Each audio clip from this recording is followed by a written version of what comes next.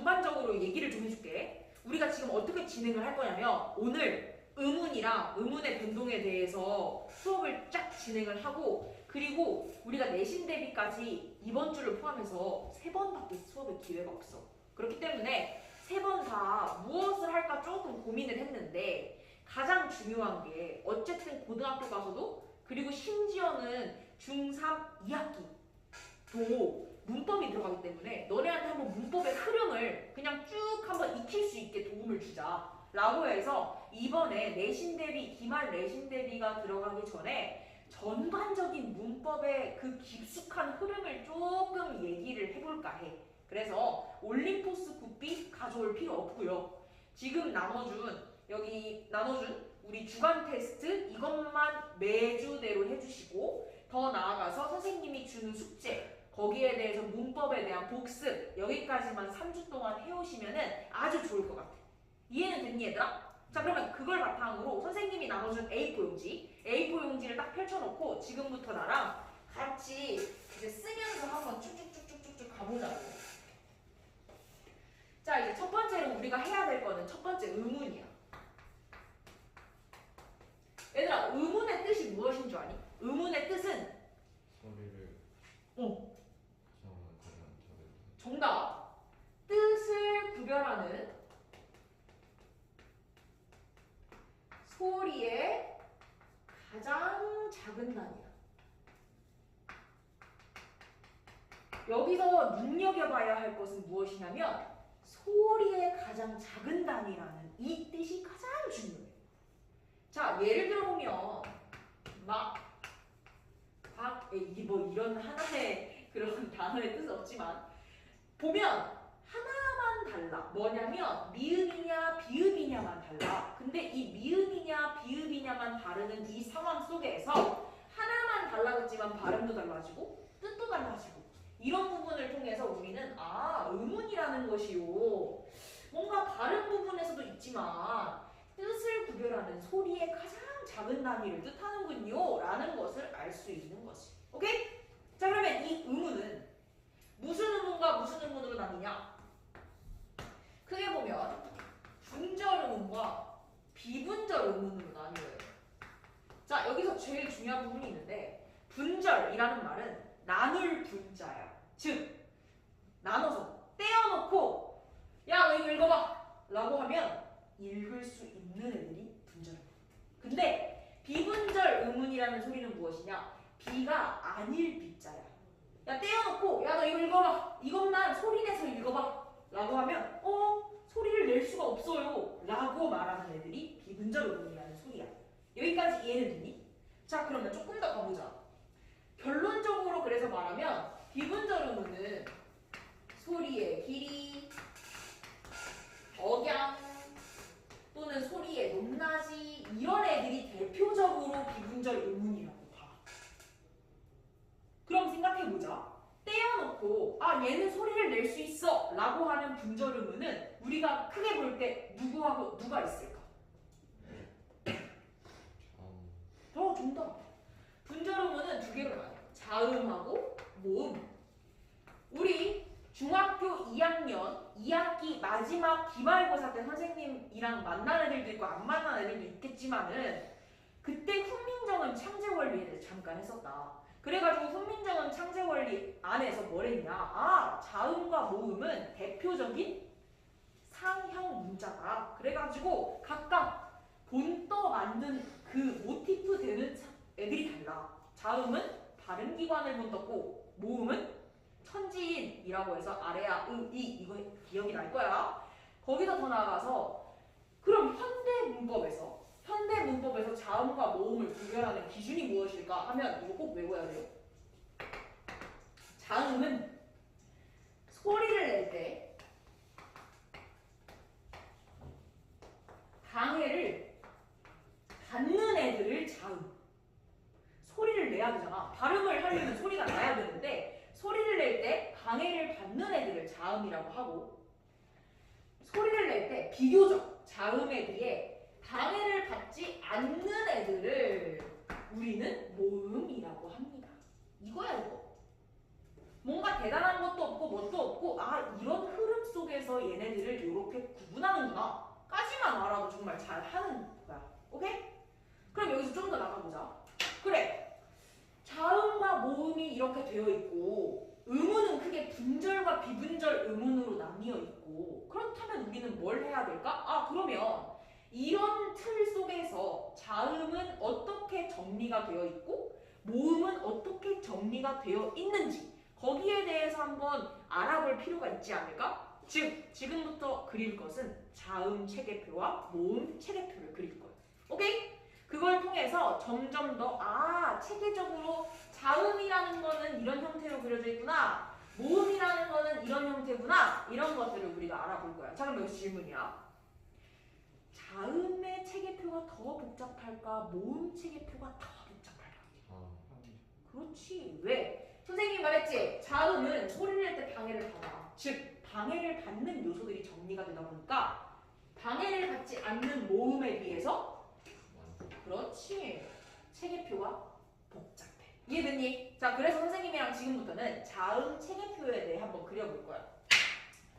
다들 선생님 잘 따라와 보고 자음 체계표에 대해서 한번 그려보자. 선생님이 아까 잠깐 얘기했는데 우리가 한글 창제 원리를 배우면서 자음은 어디를 본떴다고 했지? 발음기관. 그렇지. 발음기관을 본떴기 때문에 자음 체계표에서도 소리를 낼 때 뭐와 연관될 수밖에 없어. 발음기관하고 연관될 수밖에 없어. 여기까지 이해는 되니? 자, 그럼 가보자고. 여기 보면 소리 나는 위치 써주시고, 세로로는 소리 내는 방법이라고 쓸 거야. 그래서 이걸 기준으로 쭉 표를 그릴 건데 5단계로 나눌 거고요. 얘는 크게 이렇게 나눠줄 거야. 이렇게. 자, 이렇게 한번 그려보자고.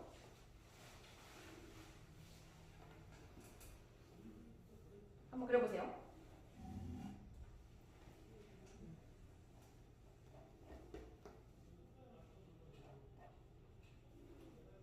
가로로는 소리 나는 위치, 세로로는 소리 내는 방법.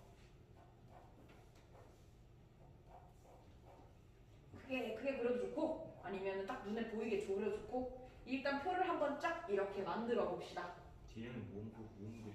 네. 자음 체계표 다음으로는 모음 체계표 그릴 거예요. 최대한 크게 해야겠죠. 네. 모음이 별로 안 되잖아. 맞아. 자음 체계표가 가장 복잡해요.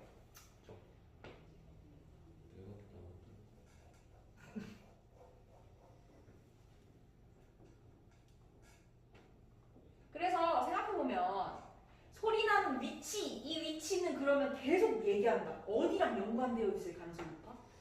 그렇지. 여기 발음기관이야, 발음기관. 그렇기 때문에 발음기관을 우리가 잘 생각해보면 여기가 하나, 둘, 셋, 넷, 다섯 이 단계로 갈 때 싹 보이는 거지. 그러면 일단은 다 가로까지 이런 틀만 만들었으면 가로 여기만 한번 채워보자고. 가장 먼저 입을 봤을 때, 발음기관을 봤을 때 가장 먼저 보이는 게 뭐야? 입술 소리. 점점 이제 안으로 들어가 보자. 입술 다음에 있는 게 뭐지? 구강구조로 봤을 때 입술 다음에 안쪽으로 들어가면? 잇몸. 너무 좋다. 잇몸 소리.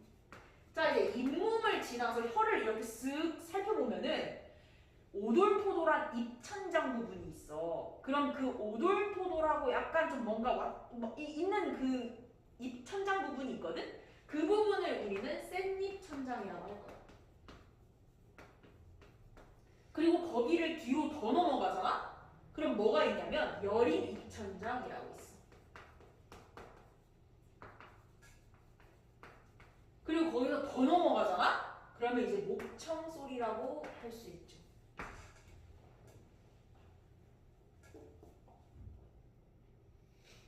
이거는 발음기관이라고 해서 이 구강구조를 한번 생각해 봤을 때 입술부터 점점점 안으로 들어가서 그런 상황 속에서 5단계로 나누어서 우리가 이렇게 표시를 하는구나. 이렇게 생각하시면 외우기가 훨씬 쉬워요. 그리고 그게 맞는 거고. 왜? 자음은 발음기관을 본떠 만든 상형 문자이기 때문에 발음기관의 그 모습들이 발음할 때 자음과 굉장히 밀접한 관련이 있기 때문이에요. 오케이? 괜찮나요? 자, 그럼 이 상황 속에서 이제 좀 소리 내는 방법을 한번 볼 건데, 선생님이 아까 그랬지, 자음은 모음하고 가장 차이가 나는 부분이 뭐다? 소리를 낼 때 방해를 받느냐 받지 않느냐, 이거예요. 꼭 알아두셔야 돼요. 그러면 비교적 자음은 소리를 낼 때 방해를 많이 받으니까 여기가 조금 복잡할 수밖에 없는 거지. 자, 그럼 가보자. 자음은 소리를 낼 때 가장 크게 2개로 나와요. 어떻게 나오냐면 안울림 소리와 울림 소리로 나눠요. 울리는 소리와 아니요 울리지 않는 소리로 나뉩니다. 자, 그렇다면 여기서 또 나뉘는데 어떻게 나뉘냐? 안울림 소리는 울리지 않는 애들이잖아. 그래서 안울림 소리는 3개로 나뉘어요. 그래서 안울림은 뭐야? 파 하고 터진다 해서 파열음, 스스 쓸린다 그런 소리가 난다 해서 마찰음. 야, 터지면서 쓸리는 소리가 나잖아 해가지고 파찰음. 이렇게 먼저 나뉩니다. 그리고 난 다음에 울림 소리는 딱 2개로만 나뉘면 돼. 뭐냐? 하나는 비음. 이때 비는 코 비자로서 콧소리가 난다. 응응 앵앵 거리는 소리가 난다 해서 비음이고, 그 다음 하나는 유음인데 흘러가는 소리다 해가지고 우리 자음 중에 시냇물 마냥 이렇게 흘러가는 모습으로 된 자음이 딱 하나 있어. 그렇지. 리을이 바로 이 유음에 해당한다는 것까지 한번 생각해보고 여기를 그려주면 좋을 것 같아.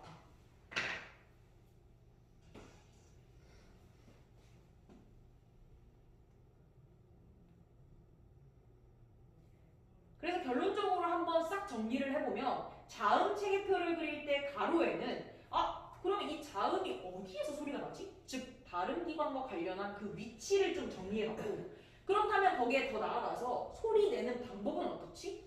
라고 봤을 때 안울림과 울림으로 나뉜 뒤 안울림은 파열음, 파찰음, 마찰음, 울림은 비음, 유음으로 이렇게 구성이 되는구나 까지 우리가 한번 볼 수 있었던 거예요. 알겠습니까?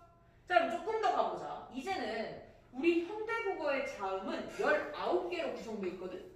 이 19개로 구성되어 있는 자음이 어떻게 지금 들어가고 있는지부터 하나 봐보자. 가장 중요한 거, 울림 소리가 진짜 중요합니다. 울림 소리 선생님이 뭐라고 외우라고 했지, 4개?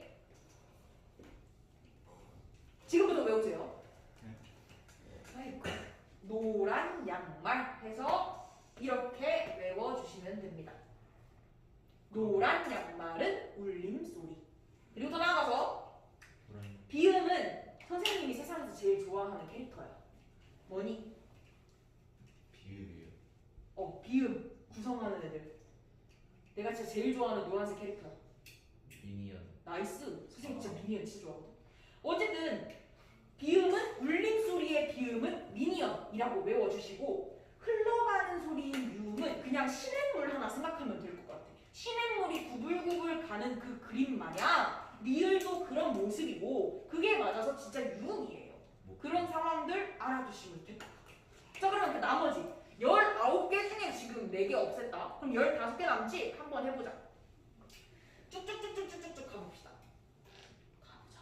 뭔가 했던 거 같아. 자, 입술 소리 하면서 파열음인 친구가 있어. 비읍. 그렇지. 비읍, 쌍비읍, 피읍 이렇게 있고, 그리고 난 다음에 파열음이면서 잇몸 소리인 친구가 있는데 디귿, 쌍디귿, 티읕이 있어. 근데 여기서 중요한 게 잇몸 소리가 왜 잇몸 소리죠? 라고 하면 여기를 잠깐 봐봐. 선생님이 그림을 좀 못 그리는데 가볼게. 이게 입이라고 쳐봐. 그게 이게 앞이고 이게 밑에 치아야. 이 그림 이렇다 쳐봐. 그럼 혀가 여기를 때리니까 잇몸 소리야. 뜨뜨뜨 이러면서 딱 그 이의 잇몸 뒷 잇몸을 탁탁 치고 내려오니까 그래서 디귿, 쌍디귿, 티읕이 잇몸 소리가 되는 거야. 여기까지 이해됐니? 괜찮니? 자 그럼 여기까지 보고 조금 더 가보자. 여기 잇몸 소리에 하나 더 있어. 마찰음인데 유일한 건 아니지만 마찰음인 친구가 있어. 스, 스. 여기가 마찰. 동시에 아니 잠깐만 터지면서 쓸리는 애가 있거든. 딱 한 명 있어. 한 세트가 있어.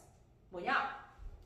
지읒, 치읒, 지읒, 쌍지읒, 치읒 이렇게 즈즈츠 이런 친구들이 터지면서 심지어 쓰고 그래가지고 그런 상황이다 라고 알아두시면 좋을 것 같고. 그럼 이제 누구 남았냐? 기역, 쌍기역, 히읗 나왔다. 그리고 마지막으로 목청 소리까지 히읗 딱 활용 점정 해주면은 끝이다 라는 거죠. 이해됐어요? 어쨌든 간에 우리가 이걸 알아야 돼. 왜? 자음 체계표를 제대로 알아야 자음들이 이 위치에서 이렇게 소리가 나는구나를 알아야 우리가 다음에 배울 의문의 변동에서 이게 막 사용이 되니까. 오케이? 그래가지고 이런 상황이라는 거 알아두시고 하나만 더 가자. 자음 체계표 속에서 비읍과 쌍비읍과 피읍을 가지고 예시를 하나 들어줄게요.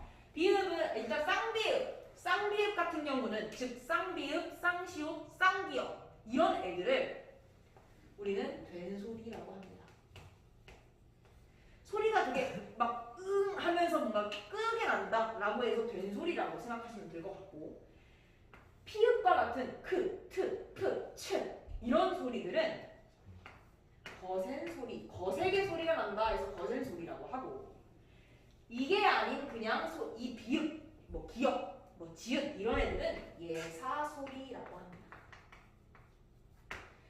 이런 식으로 자음이라는 것들은 이렇게 구성이 된다는 거 알아두시면 너무 좋을 것 같다. 그리고 이걸 꼭 외워야 한다. 이게 기본이고 이게 기본 틀이기 때문에 이런 상황 속에서 문제가 출제되고 이런 위치 속에서 이제 우리가 초성, 중성, 중성이 만나가지고 발음을 형성하기 때문에 우리가 이런 부분은 꼭 알고 있어야 한다라는 거를 이야기할 수 있을 것 같네. 그리고 조금 상식적으로 하는 건데, 너네가 이제 자음을 이름을 그렇게 적을 일이 없다 보니까 이걸 잘 몰라. 그래서 선생님이 한번 알려줄까 하는데, 치읓, 티귿 이런 것들 할 때 어떻게 서술하는지 알려줄게. 보면 가장 잘 보이는 니은부터 한번 해보자. 쌤 이거 지울게요 여러분. 괜찮습니까? 쌤 지울게요.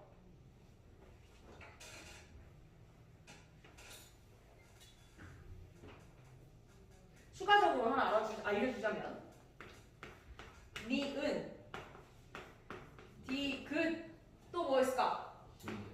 리을, 그리고 더 하나 제일 잘 보이는 거 히읗, 치, 읒. 쌤이 뭔 말하는지 알겠지?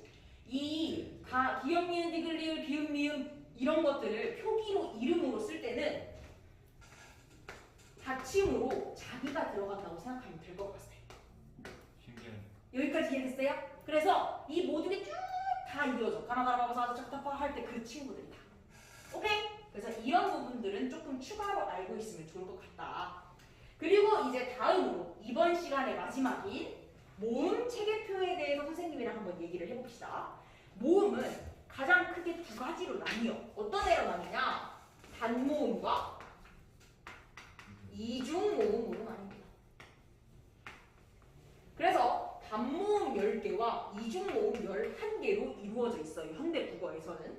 그래서 이제 모음은 총 21개의 모음으로 이루어져 있습니다. 그 중에서 우리는 이 단모음 10개에 대한 내용만 체계표로 정리해가지고 볼 거야. 왜냐? 단모음에서 추가해가지고 만든 게 이중모음이기 때문에 비슷한 친구는 그 옆에다가 포진시켜서 놓으면 되기 때문이야. 이해는 됐습니까? 그리고 더 하나 더. 분명 말했지. 자음은 모음과 다른 이유가 소리를 낼 때 방해를 덜 받아. 그렇지. 안 받아 모음이. 그렇기 때문에 자음보다 모음이 더 어떻다? 간결해. 되게 눈에 보이기 쉬워. 여기까지 됐니? 자, 여기서 질문이야.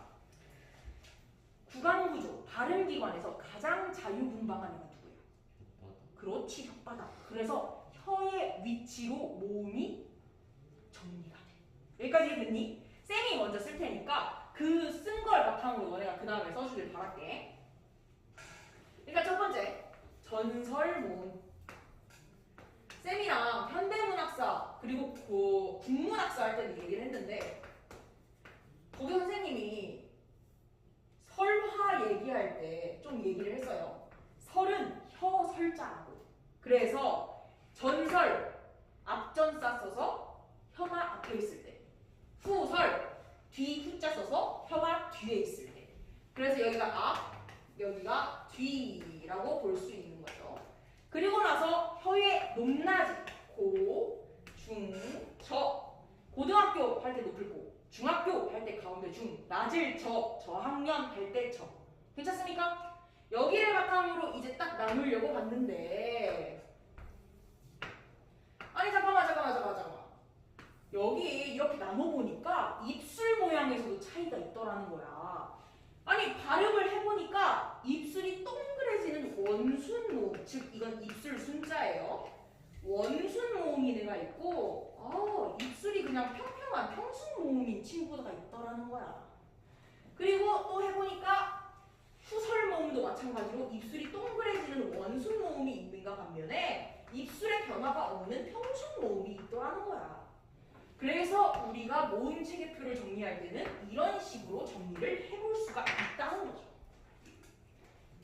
어쨌든 기준은 뭐다? 혀의 앞뒤, 혀의 높낮이가 모음 체계표의 기준이지만 그렇게 발음을 하다 보니까 입술 순자, 즉 입술의 모양이 동그래지는 것도 있고 그냥 변화가 없는 애들도 있더라. 그래서 그런 애들을 한번 정리를 해보자. 이렇게 된 거죠.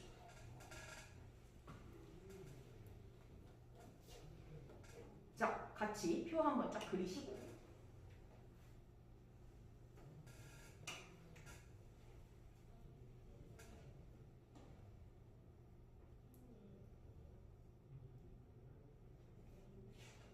표 싹 그려주시고 선생님이 이제 그럼 여기에 한번 채울 수 있는 그런 걸 해볼게요. 왜 모음이 자음보다 더 많은 것 같죠? 기분 탓일 거예요. 그건 아니에요. 자, 그럼 이제 한번 해보죠. 쭉 가봅니다. 일단 가볼게. 원순, 즉 입술 모양이 동그랗게 되는 친구들이 있는데 위, 왜, 그리고 이, 에. 후설 모음 똑같아. 우, 오, 으, 까지. 이렇게 있습니다. 위, 왜, 이, 에. 그리고 우, 오, 으, 이렇게 정리해 볼 수가 있어. 여기서 가장 중요한 건 무엇이냐면 후설 모음의 으어아 한번 이걸로 봐보자. 으어아 라고 발음을 직접 해보면 입 모양이 점점 커져. 입이 크기가 커지거든. 그 이유는 무엇이냐면 혀가 점점 내려가니까 입이 커지는 거야. 입에 벌어지니. 여기까지 이해됐어? 그래서 으어아 이렇게 해보면 점점 이게 입이 커지면서 혀가 아래로 내려가는구나. 그리고 혀가 비교적 이에에 할 때보다 뒤에 있구나 라는 걸 우리가 직접 알아볼 수 있어. 그래서 조금은 부끄러울 줄 몰라도 집 가서 한번 이 체계표에 있는 대로 발음을 제대로 한번 해보면은 얘가 왜 여기에 들어가고 얘가 왜 여기에 들어가는지 좀 알 수 있겠다 라고 생각할 수 있는 거죠. 여기까지 이해는 됐습니까? 그래서 지금까지 한 게 뭐냐면 의문이라는 게 뜻이 뭐고 이 의문은 분절 의문과 비분절 의문으로 이루어져 있고 그 분절 의문과 비분절 의문의 각각의 뜻이 무엇이며 그 중에서도 분절 의문은 자음과 모음으로 나뉘고 이 자음과 모음으로 나뉘는 가장 큰 특징 중에 하나가 무엇이다? 소리를 낼 때 방해를 받느냐 받지 않느냐다. 그걸 바탕으로 우리가 한번 체계표를 해가지고 각각 자음은 자음대로 모음은 모음대로 싹 정리를 해보았더니 이런 식의 모음으로 정리가 되더라. 그럼 뭐 해야겠어? 이런 특징을 알고 정리가 됐으니까 이 체계표에 대해서는 제대로 한번 알고 있어야 그 다음에 할 의문의 변동에서 막힘없이 이해를 할 수 있겠지. 여기까지 이해되나요? 그렇다면 잠깐 쉬었다가 우리 뒤에 있는 그 의문의 변동 내용을 한번 진행해 보도록 합시다. 알겠죠?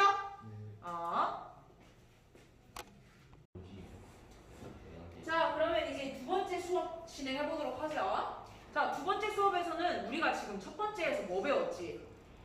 의문이라는 거에 대해서 어떻게 보면 이건 이렇게 정돈되어 있고 이건 이런 의미가 있고 이건 이렇게 체계적으로 정리되어 있어 라는 개념을 배웠다면은 우리가 솔직히 말해서 그냥 이렇게 쓰면서 따로따로 부르진 않죠. 이걸 어떻게 하고 있어? 이런 하나의 모아진 형태로 써서 이걸 여러 단어를 한꺼번에 와라라락 하고 발음을 하죠. 여기까지 이해됐습니까? 자, 그렇다면 여기 질문이야. 발음을 여러 개 하는데 사람은 편히 발음을 하고 싶을까? 어려운 발음을 하고 싶을까? 편한 발음을 하고 싶죠. 그렇기 때문에 표기와는 다른 발음이 생기게 된 겁니다. 왜? 사람이 편하게 발음하기 위해서. 여기서 근데 가장 중요한 게 무엇이냐? 편하게 발음하기 위해서 그 발음을 했다면 예를 들면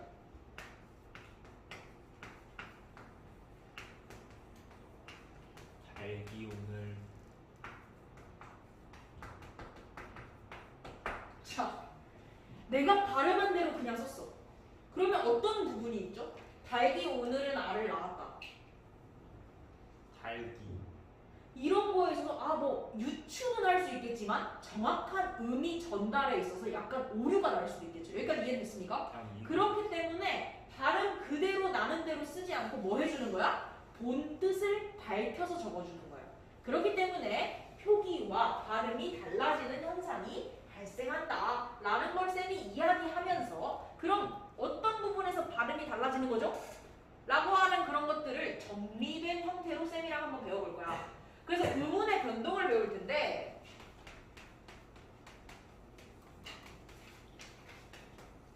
의문의 변동은 크게 4가지가 있어. 교체, 축약, 탈락, 첨가. 그렇기 때문에 선생님이랑 교체도 싹 살펴볼 거고 축약과 탈락도 싹 살펴볼 거고 첨가도 싹 살펴볼 거야. 여기까지 이해는 됐니? 그런 상황 속에서 이제 정리를 해갈 건데 여기서 너네가 꼭 기억했으면 좋겠는 게 선생님 종이나 꼭 기억했으면 좋겠는 게 어떤 부분이냐면 여기서 꼭 기억했으면 우리가 대부분 문법이 있고 그리고 나서 발음이 있다고 생각하거든. 근데 이게 아니라 사람들이 이렇게 발음을 하니까 그거를 정리해서 문법으로 만든 게 우리의 국어 문법이야.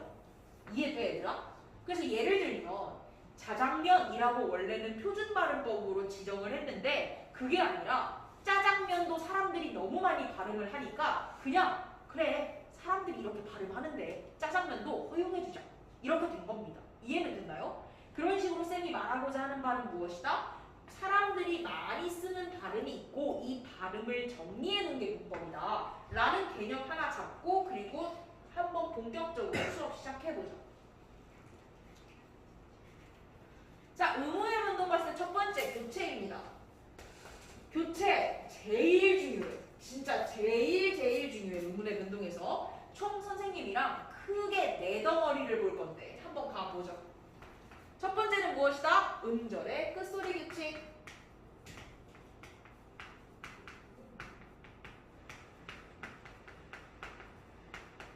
음절이라고 하는 건 하나의 단어입니다. 그렇기 때문에 팔음절이라고 이렇게 볼 수 있는 거죠. 괜찮나요? 그럼 음절의 끝소리라고 했으니까 우리는 쉽게 말하면 뭐라고 말할 수 있다? 단어의 받침이라고 볼 수 있는 거지. 초성, 중성, 종성이라고 치면 종성에 해당하는 법칙이라고 볼 수 있는 겁니다. 결론적으로 그러면 뭐다? 한 단어의 받침은 이렇게만 소리가 나야 돼 하면서 발음 관련한 법칙인 거죠. 뭐로만 소리 나야 돼? 가느, 다란, 물, 방, 울 이 7개로만 소리가 나야 돼 라고 하는 게 바로 음절의 끝소리 규칙이에요. 그래서 예를 하나 들어보자면 부억이라고 해서 부억 이렇게 발음하는 게 아니라 어떻게 발음하는 거야? 이 키읔은 가느다란 물방울 중에 없으니까 이 중에 있는 애로 바꿔줘야 돼. 그래서 우리는 어떻게 하는 거야? 부억 이렇게 기억으로 바꿔주는 음절의 끝소리 규칙이 발생하는 거죠. 이해는 됐나요? 자 그럼 계속 가봅시다. 여기에서 이제 선생님이 자음 체계표가 왜 외워야 하는 건지에 대해서 좀 알려줄 텐데 노란 양말만 제외를 한번 해보죠. 노란 양말은 쌤이 말했지만 얘는 울림소리예요. 그리고 울림소리의 전체가 노란 양말 다 들어가 있는 거예요. 그걸 제외한 나머지 3개가 안 울림소리인데 자 생각해보자. 19개 중에 4개만 울림소리고 나머지가 안 울림소리거든? 근데 지금 가느다란 물방울 중에 안 울림소리가 대표적으로 몇 개밖에 없어? 3개밖에 없네? 즉 나머지는 다 예외로 바뀌어야 한다는 소리. 여기까지 이해는 됐습니까? 자 그러면 이제부터 자음 체계표 쌤이랑 아까 정리한 걸 펼쳐봅니다. 자음 체계표 한번 펼쳐봐서 쌤이랑 본 것 중에 자음 체계표 한번 펼쳐보면 기역하고 가장 가까이 있는 애들이 누구야? 쌍기역. 그렇지. 쌍기역하고 키읔. 자 비읍하고 가장 가까이 있는 애들은? 쌍기역. 그렇지. 쌍비읍하고 피읍. 자 그럼 나머지는 다 뭘로 변할까? 디귿으로 변합니다. 이해됐나요? 그래서 결론적으로 봤을 때 아하 자음의 체계표는 그냥 단순히 예뻐 보이라고 있는 게 아니라 이런 원리들이 다 들어가 있는 거구나라고 우리가 알 수 있는 거지. 여기까지 이해는 됐나요? 그래서 결론적으로 기역, 디귿, 비읍은 각각 자기가 가까운 애들로 변화를 시켜주는 거예요. 오케이? 그리고 항상 선생님이 이제부터 조금 이제 외우기 수월하라고 선생님이 여러 소리를 할 텐데 기역, 디귿, 비읍 얘네는 진짜 많이 나오는 친구들이야. 그래서 선생님이 뭐라고 외우라 하냐? 선생님이 진짜 좋아하는 초콜릿이 있어요. 그 초콜릿 브랜드 이름이 고디바 초콜릿이거든요. 그래서 그냥 고디바 초콜릿으로 외워주시면 아주 좋을 것 같아요. 왜냐? 그냥 고디바 초콜릿 진짜 많이 나와. 고디바. 기역, 디귿, 비읍 진짜 많이 나와. 그렇기 때문에 이렇게 하나 외워두면 굉장히 의문의 변동에서 흐름도 이해가 되고 그 흐름 안에서 이해하는 걸 외운다라는 걸로 표현할 수 있기 때문에 굉장히 아주 유용할 거예요. 하여튼 이게 바로 음절의 끝소리 규칙이고 그리고 난 다음에 이게 두 번째 교체를 한번 살펴보면 응? 비둘기 어때요? 김덕배. 안돼. 고디바 초콜릿으로 하자. 자 가볼게. 더안 해질 두 번째는 된소리 대기입니다. 쌤이랑 아까 자음 체계표 할 때 된소리가 어떤 애들인지 선생님이 알려줬죠? 쌍디귿, 쌍비읍, 쌍지읒, 쌍시읒 이런 애들이 된소리예요. 자, 된소리 되기라고 하는 건 원래부터 된소리였다는 뜻일까요? 아니. 그렇지. 된소리가 아닌 애들이 된소리로 변화, 즉 교체됐다는 소리예요. 더 나가보면 이 된소리 대기의 원칙부터 알려줄게. 원래 원칙은 안울림 소리와 안울림 소리가 만나면 뒤에 있는 안울림 소리가 된소리로 변하는 게 원칙이에요. 근데 이 원칙은 예외가 너무 많아요.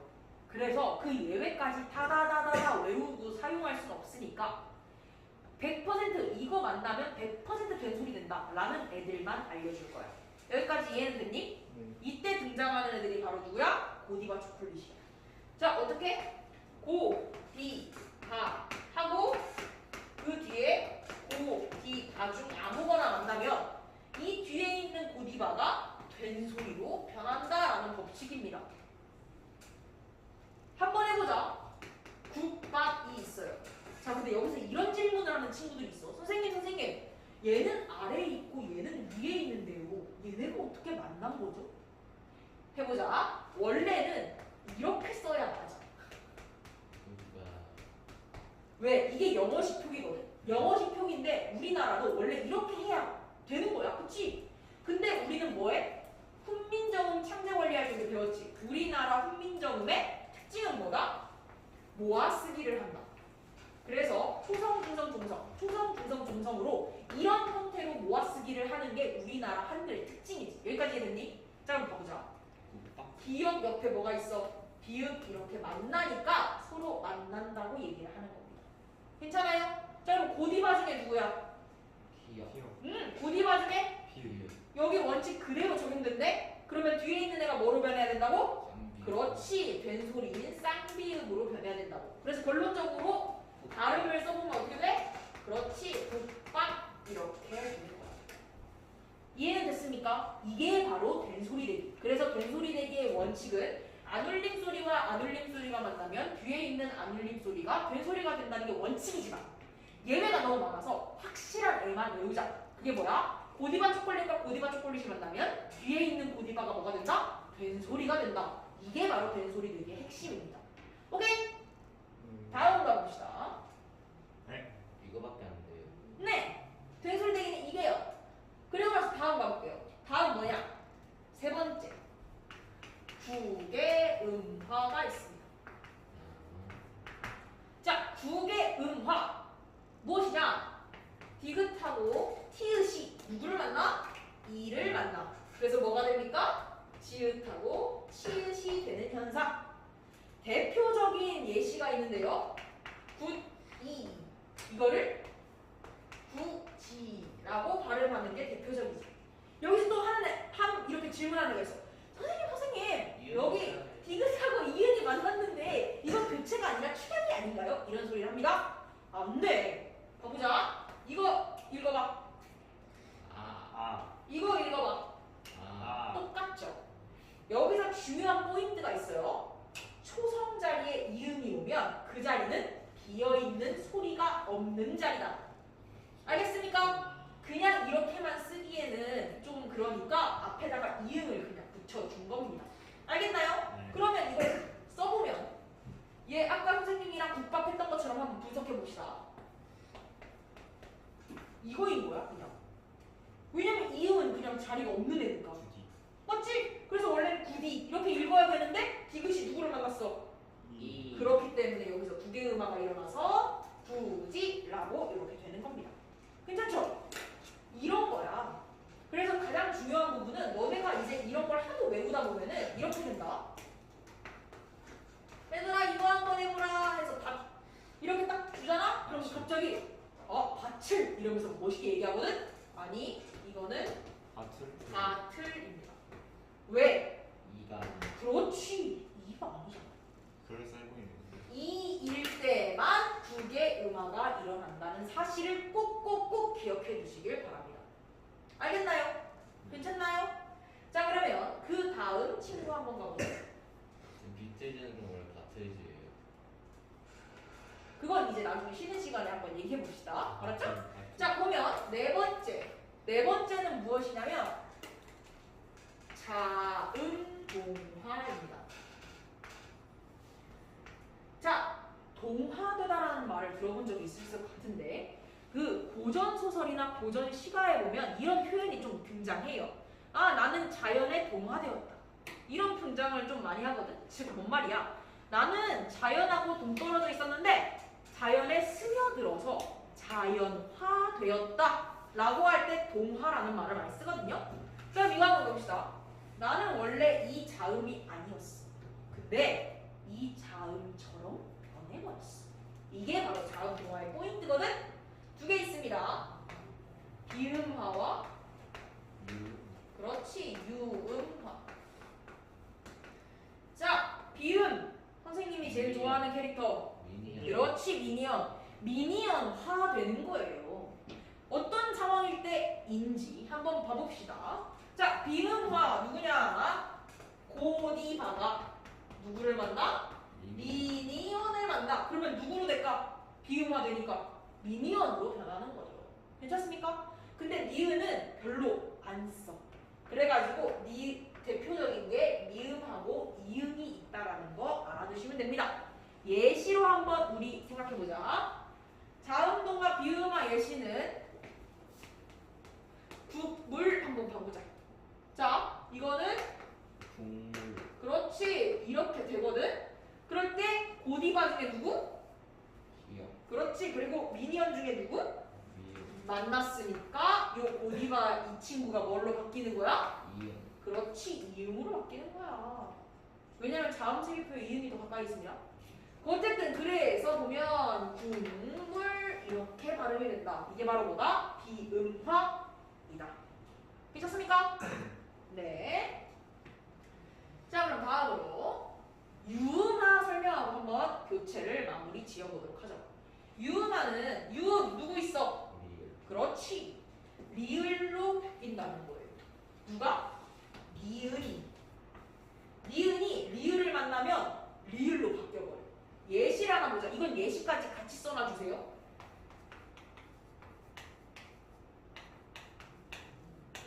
이렇게 두 개가 있어요. 자, 니은은 여기에 뒤에 있고 여긴 앞에 있어. 근데 그럼에도 불구하고 어쨌든 리을이 나오잖아. 그러면 뭘로 변하냐면 리을로 변해버려요. 그래서 칼날 그리고 신라 이렇게 변해버린다. 이게 바로 뭐다? 유음화의 예시이다. 리을의 그 영향이 너무 강해서 니은이 리을을 만나면 리을로 변하는 현상. 그게 바로 유음화입니다.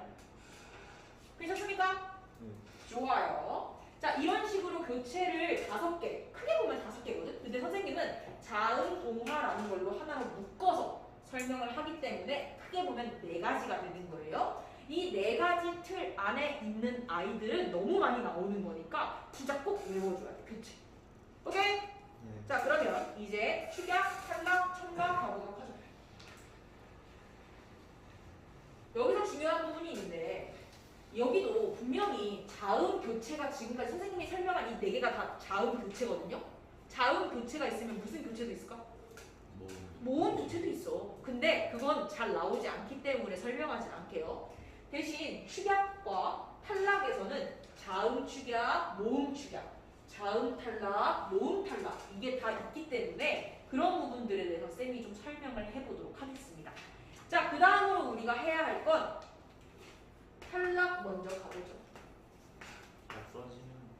자음 탈락이라고 보면 자음 탈락은 2가지를 이야기하려고 합니다. 뭘 얘기하려고 하냐면 가장 크게 자음군 단순화. 이때 군은 군대 할 때의 군자예요. 즉 자음들의 군대다. 자음이 여러 가지 이렇게 한 번에 딱 모여져 있는 걸 단순화시키는 게 바로 이 자음군 단순화의 역할입니다. 옛날 중세국어 보면 이런 게 있거든? 이걸 어두자음군이라고 해. 뭐냐면 단어의 머리에 자음의 군대가 있다 해가지고 어두자음군이야. 근데 이건 사라졌어. 그러나 어디엔 남아있다? 종성, 즉 받침의 이 겹받침이라고 해가지고 얘는 남아있다. 괜찮습니까? 그래가지고 그 겹받침인 아이들을 발음하기 편하게 하기 위해서 없애버리는 거야. 그래서 보면 이거 어떻게 발음하죠? 그렇지. 그래서 리을 던져버리고 탁 이렇게 발음을 하는 겁니다. 니을이 빠져서. 그렇지. 그래서 너네 중학교 2학년 기말 때, 2학기 기말 때 표준 발음법, 한글 맞춤법 할 때 리을 기억, 뭐 리을 히읗, 뭐 리을 비읍, 뭐 리을 시옷 이렇게 쭈르륵 있고 앞에 있는 애가 떨어질 때, 뒤에 있는 애가 떨어질 때 그 경우 나눠서 외웠던 거 기억날 거예요. 그게 바로 자음군 단순화에 대한 설명이었던 거예요. 이해는 됩니까? 계속 가보자. 여기서 근데 꼭 짚고 넘어가야 될 게 있어. 자음 이제 여기서 보면 근데 이거 한번 봐보자. 이건 어떻게 발음하지? 아기. 달기라고 발음하거든. 자, 쌤이 초성 자리에 이음이 오면 이 자리는 무슨 자리다? 공석, 즉 비어있는 자리다. 굳이 하나를 없애고 뭐고 할 필요 없이 비어있는 자리인데 그거 뭐 하면 되겠어? 얘 옮기면 되는 거 아니야? 어차피 발음만 편하면 되는 거 아니야? 그래서 이렇게 초성 자리에 이음이 왔을 때 밑에 있는 애를 그냥 옮기기만 하는 거. 그걸 무슨 법칙이라고 하냐면 연음 법칙이라고 합니다. 이거 꼭 알아두세요. 여는 법칙은 교체, 축약, 탈락, 첨가 여기 안에 속하지는 않아. 그 대신 초성 자리에 이응이 오는 애들이 딱 만났을 때 받침이 그냥 그대로 위로 올라가는 거. 그것이 바로 여는 법칙이다 라는 건 알아두셨으면 좋겠습니다. 좋아요. 다음으로 가면 이제 자음 탈락에서 또 뭐가 있냐? 흡탈락이 있어요.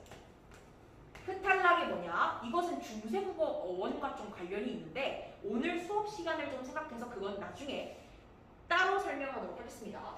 예를 들면 야, 난 네가 참 좋아 라고 하는데 좋아 이렇게 말하지 않고 좋아 라고 하는 거. 그리고 하나 더. 닭이 달걀을 낳아 라고 할 때 낳아도 낳아 이렇게 표현하는 거. 이게 바로 흡탈락의 전형적인 요소예요. 그리고 뭐 하나 더 있는데 이건 리을 탈락이거든. 리을 탈락은 뭐가 있냐면 원래는 솔나무야. 근데 이게 뭐다? 소나무로 해서 리을이 탈락되고, 그리고 원래 불 플러스 삭 이렇게 되어 있는 친구가 부삭 이렇게 리을이 없어지는 형상. 이런 친구들이 있다. 그리고 뭐 말소 이런 것도 마소 이런 식으로 리을이 탈락되는 경우가 있다.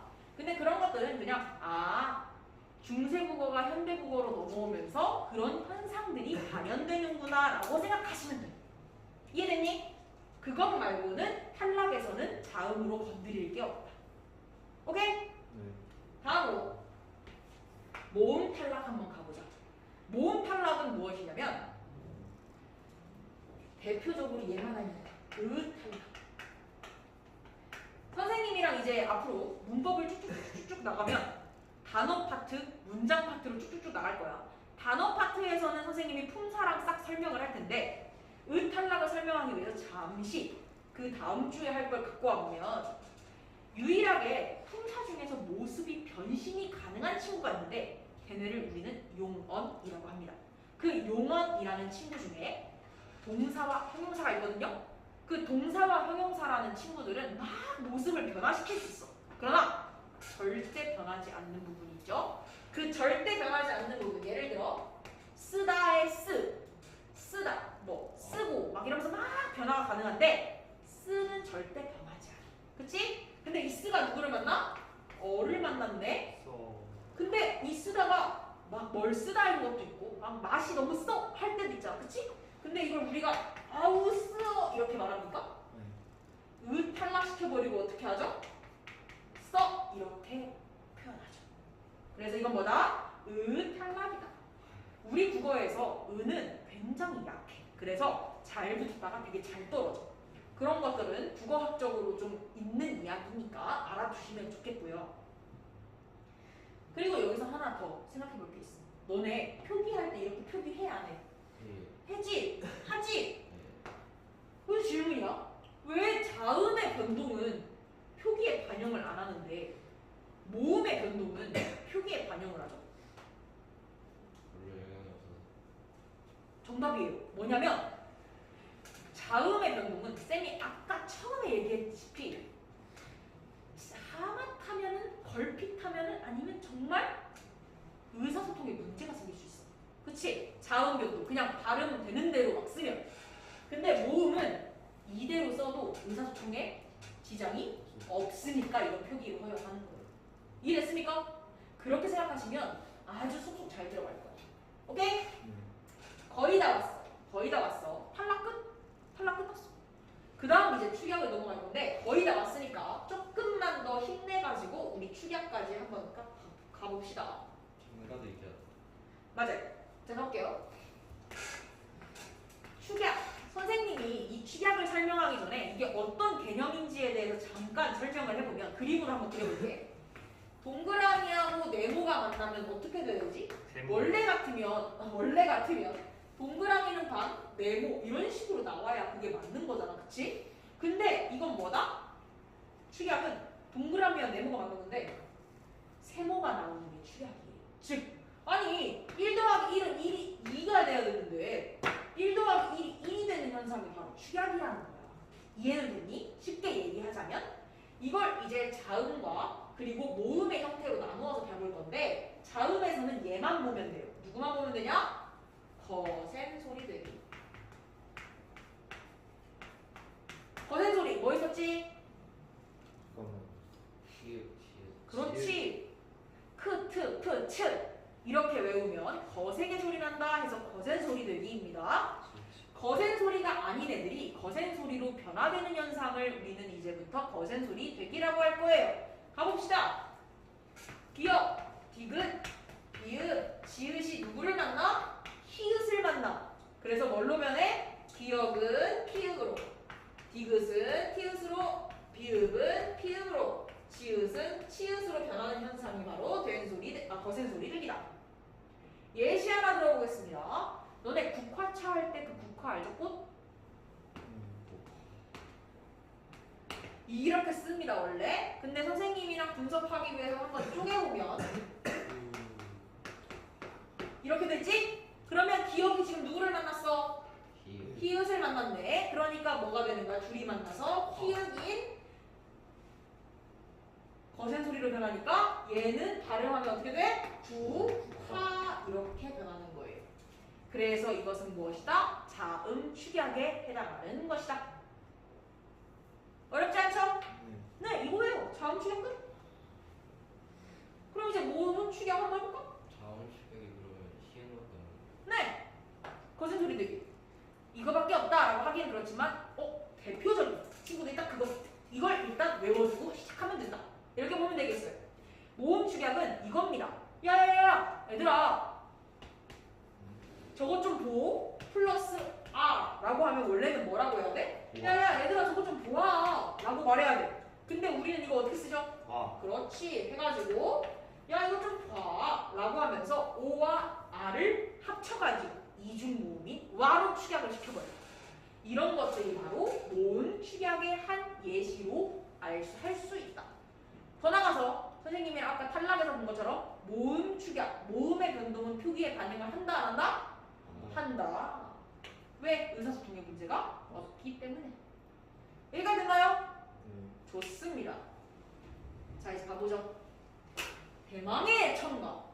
첨가는 앞에서 배웠던 교체, 축약, 탈락과는 달라. 성질. 그래서 잘 봐둬야 돼. 여기에서 이제 사이시옷 개념이랑 다 나올 거니까 마지막까지 힘내서 봐줘야 됩니다. 가볼게요. 첨가. 일단 첨가는 조건이 있어. 뭐냐면 어근과 어근의 결합이어야 해. 즉 합성어여야 해. 합성어에서만 첨가의 기능이 발휘돼. 이해됐니?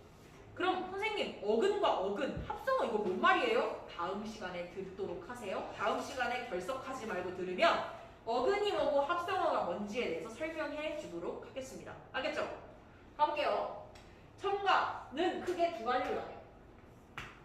된소리 내기와 소리가 떠내요. 네. 어근과 어근이라는 그 합성어라는 관계 속에서요. 그리고 니은 첨가 또는 니은 미은 첨가로 나눌 수 있어요. 네. 뭐해? 계속 가봅시다. 벌써부터 하기 싫어. 쉬워. 진짜 쉬운 거야. 이렇게 나눠놓고 자 봐보자. 어근과 어근의 결합이라고 했죠. 그쵸? 그러면 이거를 앞 어근이라고 해보고 이거를 뒤 어근이라고 해봅시다. 된소리 내기는 두 개로 나뉘는데 어떻게 나뉘냐면 앞 어근의 받침이 있는 경우 앞 어근의 받침이 없는 경우 똑같아. 니은 첨가는 앞 어근의 받침이 있는 경우에 해당하는 거고요. 니은 첨가는 앞 어근의 받침이 없는 경우에 해당합니다.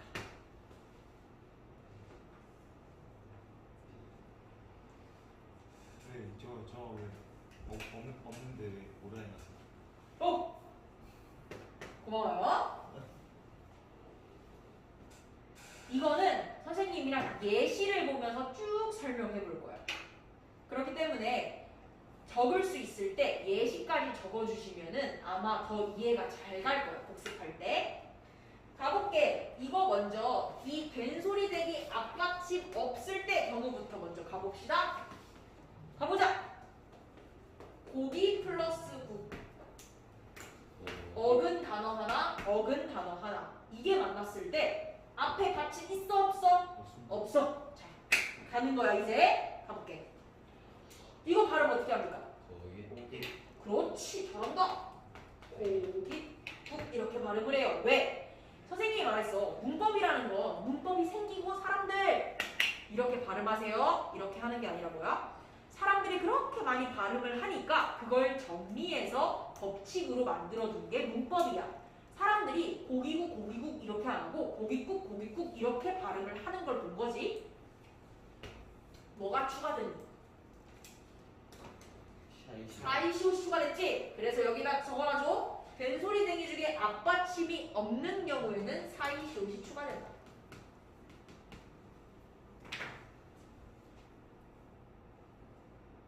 자, 그렇다면 사이시옷 추가됐으니까 뭔가 이거 발음할 때 뭔가 꺼림칙한 친구 없어? 아, 뭔가 바꿔주고 싶은 친구 없어? 발음할 때? 고기야. 고깃국. 뭐 바꿔주고 싶은 거 없어? 기억. 뭐 바꿔주고 싶은 거 없어? 비어지. 왜? 교체의 어떤 친구 때문에? 어떤 법칙 때문에? 무슨 교체의 어떤 법칙 때문에? 된소리 음절의 소리. 나이스! 음절의 끝소리는 무조건 뭐로 만나야 돼? 나이스! 다르다란 물방울 중에 시옷이 있습니까? 아니요. 그러니까 바꿔줘야지. 디귿. 그것부터 해줘야지. 당연 잘했어. 그래서 고기, 국 이렇게 이게 1번이야. 왜? 음절의 끝소리 규칙 때문에. 그리고 두 번째. 잠깐만. 고깃국에서 고디바 중에 누구야? 디귿. 고디바 중에 누구야? 기야. 어머? 디귿과 고디바와 고디바가 만났네. 이거 무슨 법칙이야? 그렇지. 된소리 되기네. 그러니까 뭘로 바꿔줘야 돼? 뒤에 있는 된소리가? 뒤에 있는 기억이? 고기. 그렇지. 그래서 고깃국 이렇게 된소리로 바꿔줘야 돼. 이게 두 번째 거 된소리 되기. 이겁니다. 얘들아. 별로 어려운 거 없어. 그래서 발음에 이 변화를 설명하기 위해서 표기의 사이시옷은 무조건 반영된다. 왜? 발음이 이렇게 변해요, 여러분. 이런 걸 알려줘야. 그래서 표기의 사이시옷은 들어간다. 오케이? 이제 뭐 된소리 대기 앞받침 있는 경우는 뭐 이거랑 똑같이 그냥 된소리 대기만 된다고 생각하면 돼요. 합성어에서. 오케이? 자, 그럼 이제 가장 중요한 니은청과 니은니은 청가에 대한 예시를 한번 들어볼 거예요. 니은 청가와 니은 청가 된소리 대기의 가장 큰 차이는 요 뒤에 오는 어근 있죠? 여기 첫 시작이 이응으로 시작하냐, 이응으로 시작하지 않느냐 이 차이밖에 없어요. 그거에 대한 예시를 지금부터 보여줄게요. 뒤에 어근이요? 네, 지금부터 보여줄게요. 자, 2번 니은 첨가에 대한 예시부터 보여주겠습니다. 손 플러스 이불. 이거 발음하면 이거 뭐 앞에 받침 있으니까 사이시옷 있을 필요 없으니까 이거거든? 이거야. 이거야 그냥. 자, 발음 어떻게 해야 돼? 원래 같으면 여는 법칙 써가지고 손미불 뭐 이렇게 해야 되잖아. 근데 이건 뭐야? 어근과 어근이 만난 합성어 사이의 그 변동이다. 그래서 뭘 해야 돼? 손미불이라고 말하면서 이 여기에다가 니은을 첨가해줘야 돼. 네, 이거예요. 이상하네. 그래서 이겁니다. 첨가는 뭐다? 어근과 어근 사이가 만나는 합성어에서 일어난다는 조건이 그래서 중요한 거예요. 쌤말 이해되나요, 여러분? 손미불. 네, 손미불. 이상하네. 그리고 나서 이거 끝이야. 니은 첨가는 이거. 이제 니은 첨가해볼까? 이거 조금 복잡해. 잘 따라와.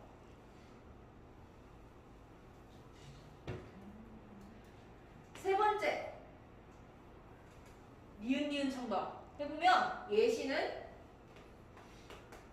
나무 플러스 잎. 이거 어떻게 써줘야겠어? 나뭇잎. 그렇지. 나뭇 잎 해서 여기에 뭐가 붙어 그러면? 사이시옷이 붙네. 그러면 여기 니은 청가 위에도 뭐 써야 돼? 사이시옷이 붙네요. 써주시고. 나뭇잎. 그렇지. 자 그럼 한번 해보자. 얘들아 이거 일단 발음해본다고 생각해봐. 뭐 꺼림칙한 거, 뭐 바꿔주고 싶은 거 없어? 시옷. 시옷이랑 또 이. 피읍 바꿔주고 싶지 않아? 피부는 자 음절의 끝소리 규칙은 받침이 무슨 소리로만 나야 된다고? 가느다. 그렇지. 가느다란 물방울 중에 시옷하고 피읍 있어 없어? 없습니다. 없어. 그럼 바꿔줘야 돼. 처음에 나뭇 잎이라고 비읍으로 이렇게 디귿과 비읍으로 바꿔주시고, 그래서 이 첫 번째 단계가 뭐야? 음끝 규칙. 그렇다면 이 상태로 놓으면 어디와 똑같아? 우리가 방금 했던 니은 청가에 대한 형태랑 똑같지? 괜찮아? 그러면 뭐 해줘야 돼? 니은 청가를 해줘야겠네. 나뭇잎 이렇게. 여기서 끝나면 재미가 없지. 가보자. 잠깐만. 어디? 고디바 중에 누구야? 누구야? 디귿 미니언 중에 누구야? 이. 자, 고디바랑 미니언이 만났어. 고디바랑 미니언이 만나면 무슨 화가 진행되지? 고디바랑 미니언. 기운. 그렇지, 비음화. 그래서 디귿이 뭘로 바뀌어?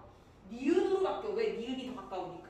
다음 체계표에서. 그래서 결론적으로 나뭇잎 이렇게 되는 거예요. 그래서 결론을 보면 뭐야? 니은과 니은이 첨가됐네? 그래서 니은 첨가라고 하는 거예요. 이해됐나요? 어려워 안 어려워? 어려워요. 안 어려워요. 그래서 이런 과정을 나타내주기 위해서 사이시옷을 표기에 반영하는 거야. 왜? 이런 과정이 생긴다. 뭐 때문에? 사이시옷 때문에.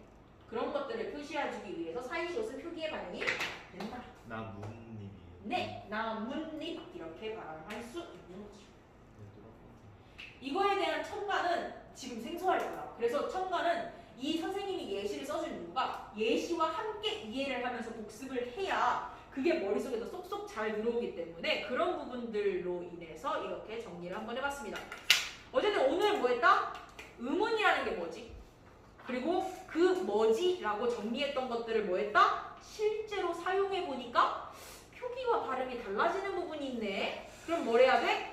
그거를 한번 정리해보자. 그래서 두 번째 시간에는 의문의 변동이라고 해서 교체, 축약, 탈락, 첨가 그것에 뭐가 있고 예시는 뭐로 들 수 있으며 어떤 상황으로 변화되는지까지 봤다 이렇게 볼 수 있는 거죠. 이해됐습니까?